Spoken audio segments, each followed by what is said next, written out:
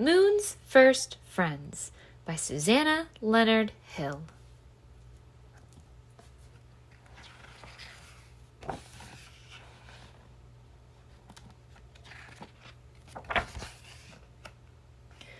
The moon was queen of the night sky. She was so bright that everything she touched glowed with silver light. But after many, many years had passed, she was lonely. "If only someone would visit me," she said. "Hello down there," she called to the lumbering dinosaurs. "If you come up here, you won't feel so heavy. You'll feel lighter than air." But the dinosaurs stayed where they were.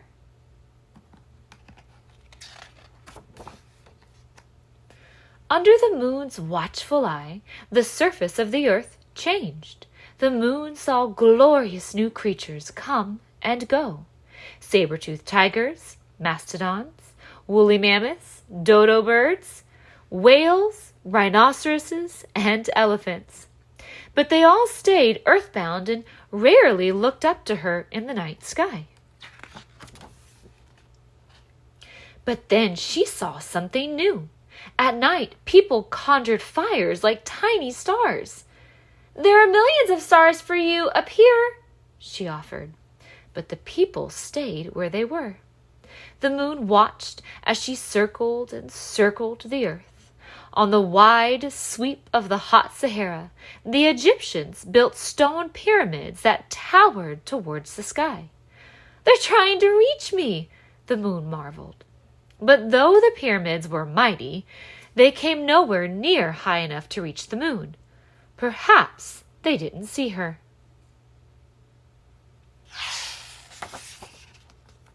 She spun and twirled from new moon to majestic silver pearl and back again, showing off for the people below. But no one came. She watched as down on earth, people came up with all kinds of ways to get from one place to another. But they did not sail or drive or cycle or float to the moon.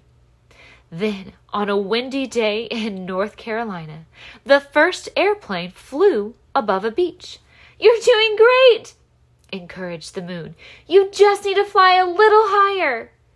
But the people on Earth only traveled to visit one another. Was it possible they didn't know she was there? At high noon, the moon slipped purposefully between the Earth and the sun, blocking all the daylight. Then she slid aside again, allowing the sun to shine through. No one could have missed that, she thought. But still, no one ventured away from Earth. Would she ever have a visitor? Just when the moon was losing hope, the people on Earth began to experiment with rockets, and the moon watched with great interest. But the humans still had a lot to learn. One day, the moon's hopes soared. A chimpanzee in a mercury capsule rocketed towards her. "A visitor at last!" But, alas, he returned to Earth without reaching her.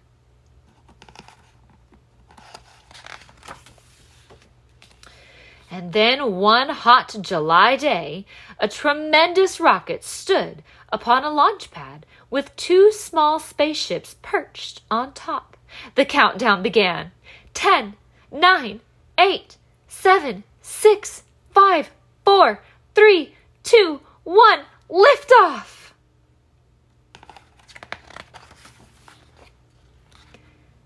At 30 stories high and weighing 6 million pounds, the rocket rose into the air amid an explosion of flames. Slowly at first, and then faster and faster. The rocket fell away in stages, but the two spaceships hurtled towards the moon. "They're coming!" the moon said.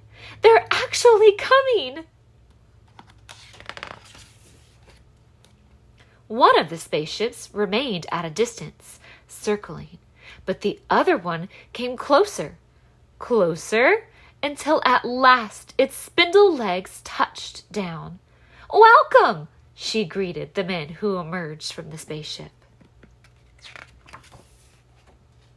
The astronauts walked across her surface with great bounding steps that made her dust bloom. They seemed delighted with how far they could travel with each stride. The moon gave them gifts of moon rocks and dust. "Take these back to Earth," she said. "Then even though I can't visit you, a part of me will be there." The men left her a present in return, a handsome plaque that read, "Here men from the planet Earth first set foot upon the moon, July 1969 AD. We came in peace for all mankind." They also left her a beautiful flag with red and white stripes and a scattering of white stars on a blue background. Too soon, the astronauts had to leave.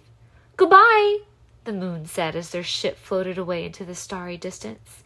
"Come back any time." She sighed with happiness. At last, someone had visited. And now she had hope that it would happen again and again. Maybe one day you will visit her.